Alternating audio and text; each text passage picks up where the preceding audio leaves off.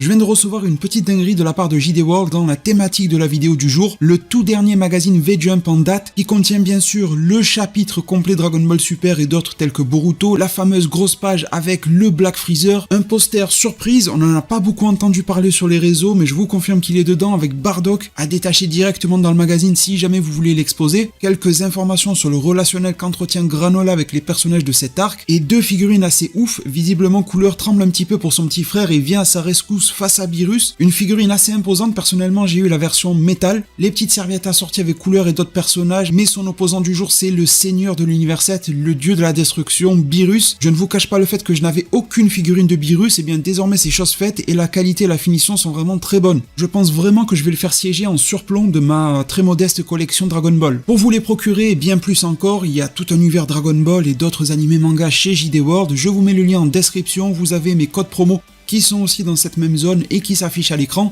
N'hésitez pas à les utiliser, ça fait toujours du bien. Un grand merci à vous et également à JD World. Salut les devins, c'est Saikyo. Comme vous le savez, je ne suis pas très coutumier des débats de puissance sur ma chaîne YouTube et de manière générale, en particulier lorsqu'il concerne Dragon Ball. Mais que cela nous plaise ou non, l'arc Granola nous y a contraints. On a transité de la thématique principale qui était Granola le survivant à la multiplication des plus puissants de l'univers à chaque coin de rue. Et le dernier chapitre en date, clôturant l'arc Granola lui-même, le numéro 87, ne déroge absolument pas à la règle vu qu'il nous apporte non pas un, mais deux nouveaux, plus puissants guerriers de l'univers, Freezer, et plus précisément Black Freezer, et un nouveau potentiel guerrier inconnu évoqué par Whis. Si le sujet vous plaît, on pourra traiter de son identité plus tard dans une autre vidéo, mais aujourd'hui j'aimerais m'attarder sur la puissance de Black Freezer, et plus précisément la rapporter à celle de Beerus. Il a vaincu Goku Vrai Ultra Instinct et Vegeta Ultra Ego combinés, et je vous rappelle que ces deux venaient de recevoir des soins de la part de Monaito et que les coups qui venaient de leur être portés par Gas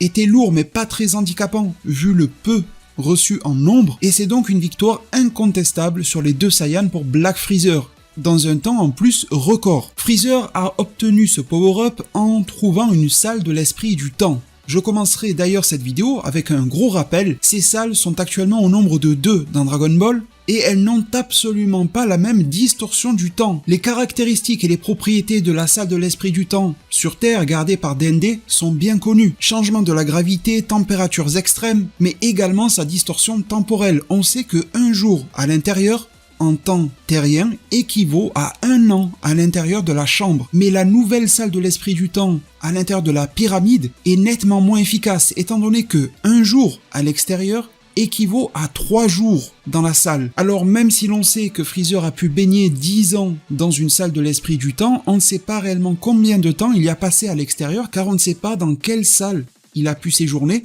et on ne sait même pas d'ailleurs si c'est la même que celle utilisée par Beerus et Goku dans l'arc précédent. On ne sait pas non plus s'il a eu un partenaire d'entraînement ou non. Certains théorisent sur Couleur, qui pourrait être canonisé prochainement, ou alors pourquoi pas l'avènement de son fils qu'il aurait pondu par exemple dans la salle de l'esprit du temps pour pouvoir l'amener rapidement à maturité vu que 10 ans s'y sont écoulés. Enfin bref, dites-moi en commentaire votre avis à ce sujet et pourquoi pas aussi si une vidéo vous intéresse. En tout cas, j'aimerais réitérer ce que j'ai dit dans la review du chapitre 87 de Dragon Ball Super qui était très centré sur Black Freezer. Je ne pense pas qu'il faille faire des équivalences en se disant que Freezer est passé de sa forme finale un petit peu ramollie au Golden en 4 mois, alors imaginez ce qu'il a fait de ouf en 10 ans. Alors oui, son entraînement est réussi, il a un potentiel démentiel, mais il m'apparaît comme évident que son évolution n'est pas linéaire et encore moins exponentielle.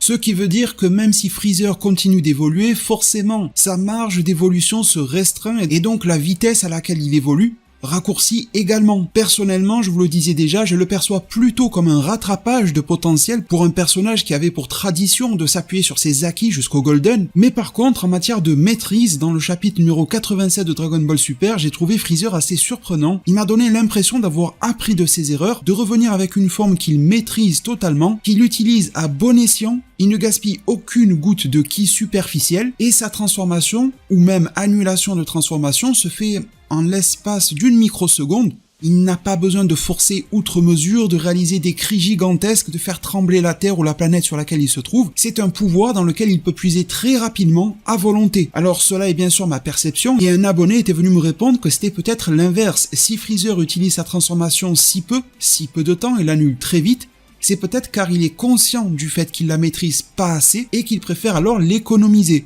C'est une vision qui, je trouve, se tient sur ses deux jambes, mais dans ce cas-là, sans faire de mauvaise foi, j'aurais quand même tendance à dire que Freezer se maîtrise malgré tout mieux, stratégiquement, intellectuellement, car au moins, contrairement au Golden qui laissait activer H24 et qui commençait réellement à l'épuiser, en procédant ainsi avec le Black, il a au moins réfléchi et appris de ses erreurs pour moins dilapider du ki. En tout cas, une fois cet état des lieux de Black Freezer fait, il est temps de l'adosser au gros morceau de l'œuvre Dragon Ball Super, qui n'est d'ailleurs pas la plus grosse montagne à franchir, mais c'est un sommet que l'on atteint et ne dépasse jamais pour le moment, à savoir le Akaishin, dieu de la destruction de l'univers 7 en personne, répondant au nom de Beerus. De ma propre analyse, et je vais vous la détailler, je vais vous la révéler dans un instant et je ne peux que vous inviter à écouter son détail avant d'être d'accord ou en désaccord avec moi, mais de mon propre regard, Beerus reste nettement supérieur à Black Freezer. Et je vais commencer tout d'abord par déconstruire les idées reçues autour de Beerus. Commençons par le tout début, Battle of Gods, les fameuses 70% de Beerus. Soi-disant, on entend partout qu'il était à 70% de sa puissance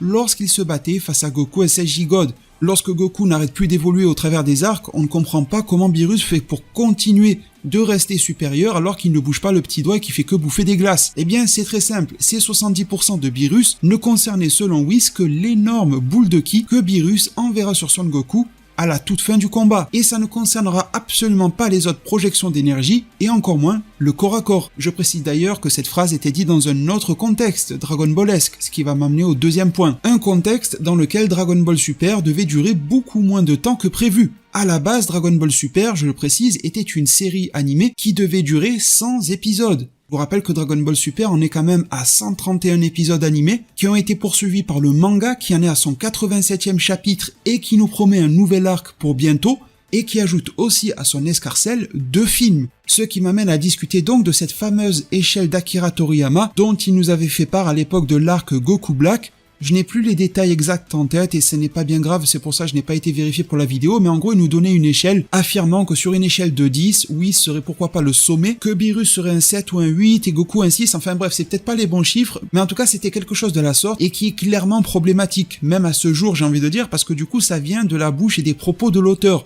Pour moi, la seule manière de déconstruire cela, c'est de rappeler une nouvelle fois le contexte. Le fait que Dragon Ball Super devait s'arrêter beaucoup plus tôt, que ça ne devait pas avoir cette ampleur-là, qu'ils ont poursuivi l'œuvre et qu'il fallait l'étendre d'une manière ou d'une autre. Il y avait grosso modo 3 moyens, soit Beerus se faisait éclater par le premier venu Goku Black ou je ne sais qui à l'époque, et on n'en parlait plus.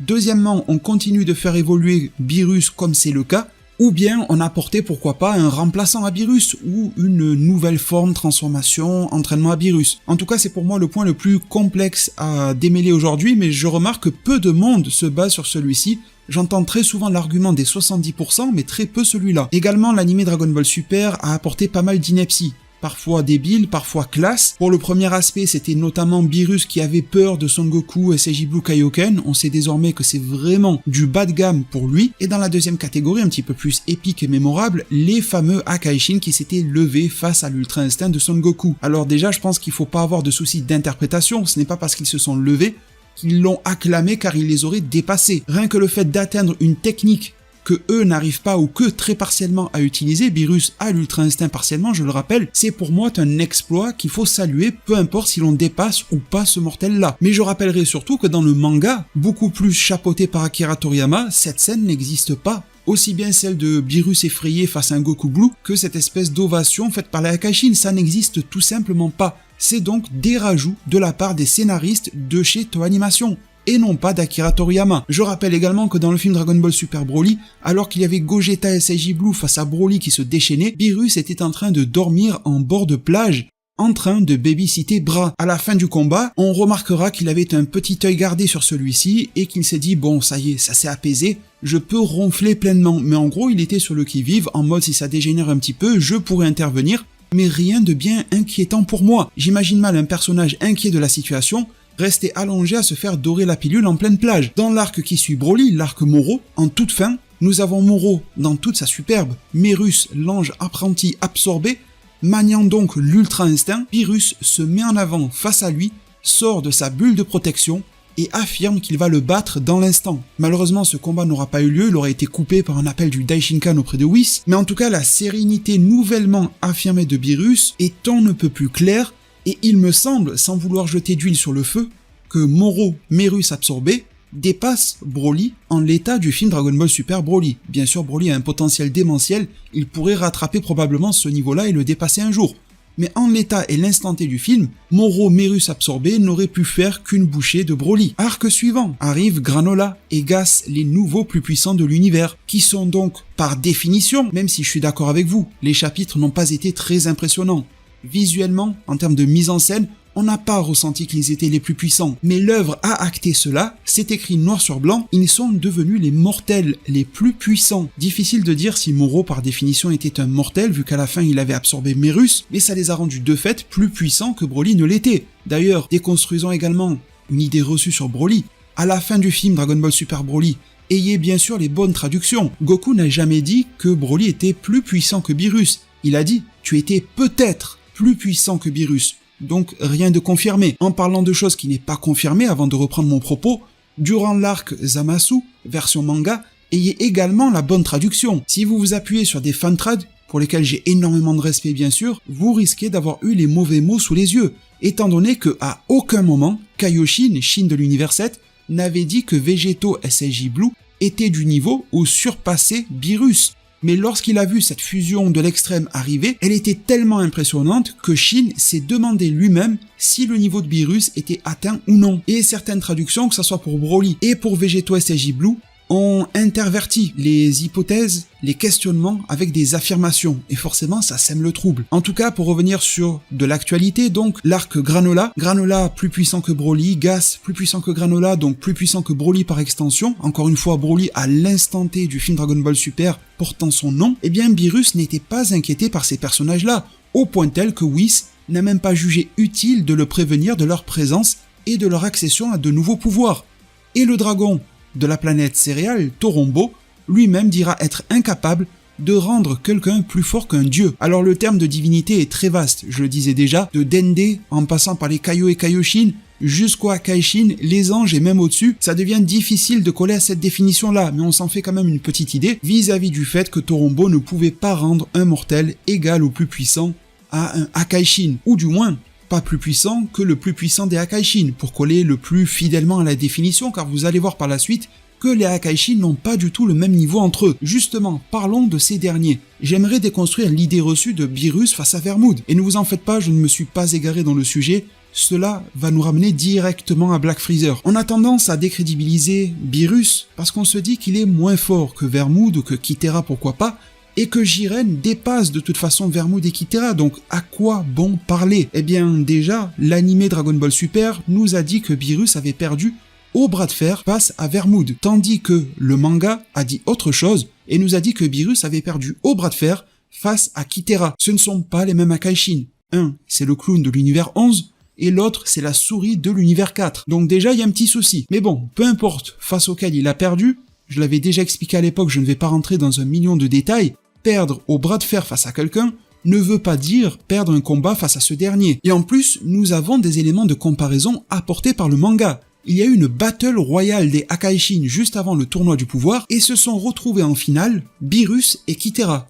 Vermoud, lui, a préféré gruger, faire croire qu'il était déjà KO avant le terme du combat pour passer au travers et user donc de ruses et de stratégies, car probablement qu'il avait bien jugé ses adversaires et surtout jaugé au point tel de se dire qu'il serait perdu d'avance. Il a préféré se mettre à l'écart et sortir victorieux à sa manière plutôt que d'y aller de manière frontale. C'est tout de même une forme d'aveu d'une certaine infériorité en matière de puissance et surtout de capacité à battre Beerus dans un combat singulier. Et il faut faire attention à manier ce jeu des équivalences avec parcimonie étant donné que, oui, c'est un fait, Jiren est plus fort que Vermoud, mais aujourd'hui, en manga, animé ou film, absolument rien ne prouve, ni même en interview, que Vermoud soit égal ou surpasse Beerus. Et la fameuse Battle Royale nous indiquait même qu'il pourrait se trouver à un niveau inférieur au chat de l'univers 7. Par contre, et même si au final cette Battle Royale l'avait déjà prouvé, les Akaishin ont des niveaux très différents. Une fois le Super Saiyan Blue perfectionné atteint par Vegeta, post-arc Zamasu, Vegeta se fera one-shot par Beerus, mais il révélera au Prince Saiyan qu'il a un niveau suffisant pour être Akaishin d'un autre univers. Personnellement, je pense que Vegeta avait atteint un niveau de type Sidra, qui dans l'anime n'avait pas beaucoup brillé par ailleurs. Entre temps, il est aussi évident que Goku et Vegeta ont dépassé amplement Jiren du tournoi du pouvoir, encore une fois à l'instant T, donc ils ont par nature dépassé le niveau de Vermoud eux aussi. Mais à mon sens, pas encore celui de Beerus, probablement pas celui de Kitera, et peut-être pas encore celui d'autres Akaishin. Akaishin qui, dans le film Dragon Ball Super Super Hero, diront d'eux qu'ils sont toujours des êtres redoutables dont ils cherchent, Goku et Vegeta, perpétuellement à atteindre le niveau. Et ils les englobent tous dans le même paquet, un visuel nous sera même fourni. Alors, à chaque arc, le niveau de Beerus semble être repoussé, implicitement, un petit peu plus en avant. Et une interview toute fraîche de Toyotarou est intéressante à analyser. Il disait que les prochains paliers à atteindre et dépasser pour Goku et Vegeta seraient notamment Beerus et Whis.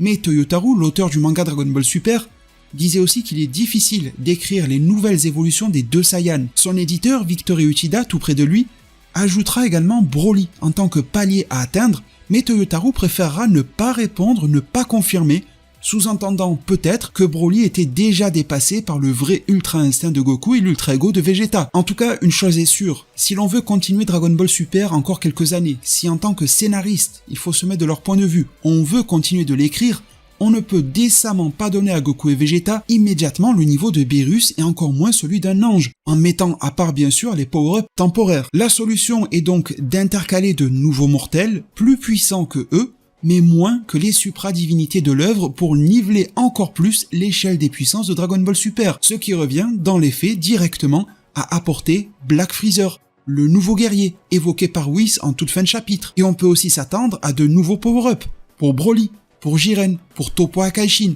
pourquoi pas aussi du côté de Hit et des Saiyans de l'univers 6 qui sont à surveiller. Alors je vais entrer ici dans un certain degré de spoiler du film Dragon Ball Super Super Hero, cela va nourrir mon analyse, mais personnellement c'est un niveau de spoiler que je considère comme mineur. Cela va vous révéler pourquoi Broly, Shirai et Remo sont sur la planète de Beerus. Vous n'en apprendrez pas plus. À vous de voir si ce niveau de spoiler est supportable pour vous ou non. Eh bien, il est établi par Son Goku, et personne ne contestera cela dans le film Dragon Ball Super Super Hero, que Freezer, à ce moment-là de la chronologie, est établi comme une menace pour Broly, Shirai et Remo. C'était quand même étonnant à la sortie japonaise du film en juin 2022, étant donné que Broly surclassait Freezer dans son propre film. Mais une fois le chapitre 87 sous nos yeux, avec Black Freezer, on a pu comprendre. Goku ajoute également dans ce même film, sur le ton de l'interrogation, que Freezer ne viendra pas chez Beerus, comme si Goku cherchait à se rassurer avec sa propre question, pour laquelle il semble tout de même avoir un penchant vers une réponse favorable, à savoir que Freezer ne foulera pas le sol de la planète du dieu de la destruction. Ce qui répond partiellement à la question,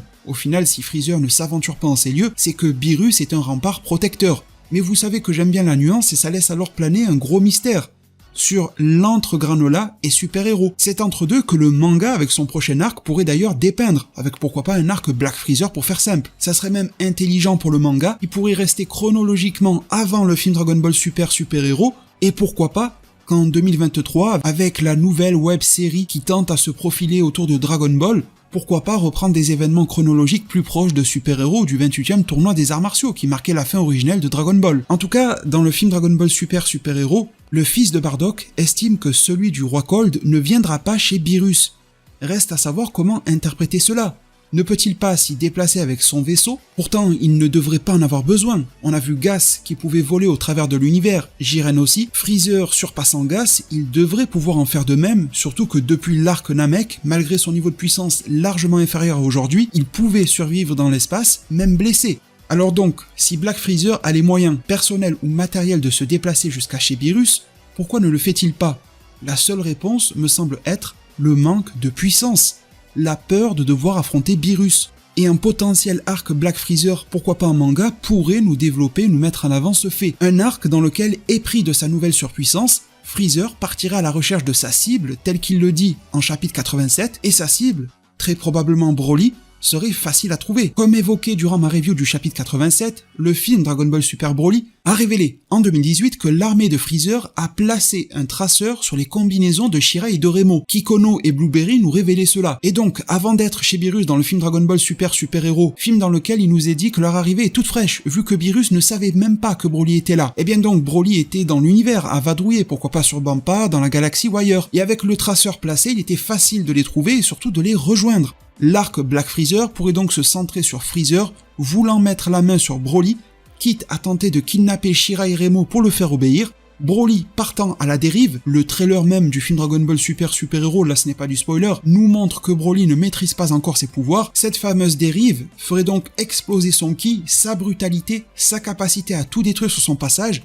Celui de Black Freezer serait très élevé aussi, et serait alors donc ressenti depuis la Terre et alerterait la Z-Team sur la situation, les contraignant à se mêler. Et par ailleurs, même s'ils sont en train de s'entraîner auprès de Whis et de Beerus, pour perfectionner leur ultra instinct, leur ultra ego, ce qui me semble nécessaire à l'issue de la défaite et de l'échec qu'est l'arc Granola, eh bien ils seront tout aussi vite alertés. Whis a tendance à les alerter d'à peu près toutes les menaces qui pourraient arriver.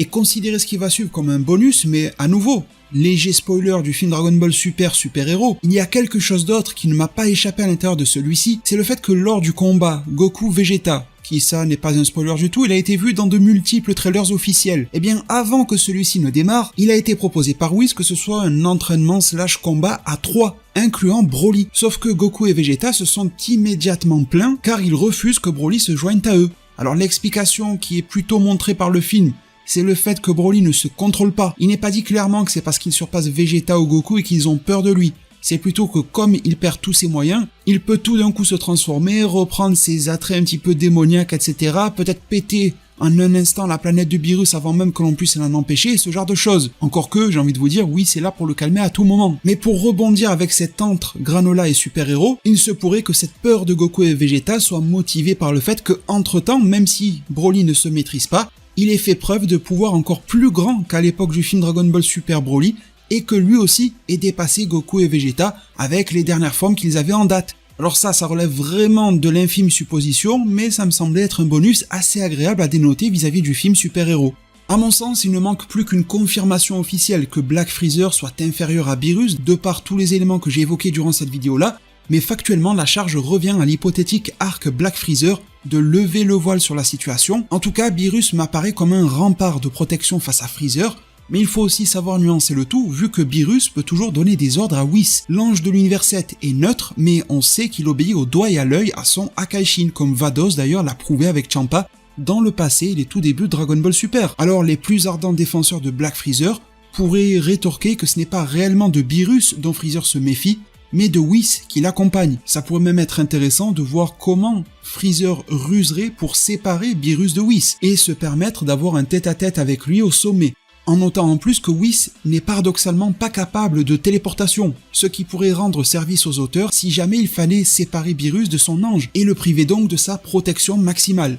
Mes très chers devins, nous voici arrivés au terme de cette vidéo, j'espère qu'elle aura su vous informer, vous plaire, vous divertir. Si c'est le cas, n'hésitez pas à mettre un maximum de pouces bleus, que vous soyez en accord ou non. N'hésitez pas à le faire savoir dans le respect en zone commentaire. Abonnez-vous, activez la fameuse cloche des notifications, beaucoup de contenu se prépare, il y en a eu aussi beaucoup ces derniers jours, n'hésitez pas à faire un petit tour sur la chaîne. Merci vraiment de tout cœur pour tout, prenez tous extrêmement bien soin de votre futur, et à plus pour de prochains arts divinatoires.